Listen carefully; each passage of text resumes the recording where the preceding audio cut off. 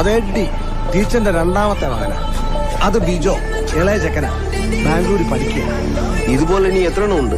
2 എണ്ണം കൂടെ ഉണ്ട്. ഒരുത്തൻ അവൻ ഈ സിനിമ സണ്ടാർട്ടിസ്റ്റ. അവനിടയ്ക്ക് ഈ തള്ളയെ വന്ന് കണ്ടിട്ട് പോകാറുണ്ട്. പിന്നെ മൂത്തൊരുത്തൻ. അവനെങ്ങനെ, കുഴപ്പക്കാരനാ? കുഴപ്പക്കാരനാണോന്ന് ചോദിച്ചാ നമുക്ക്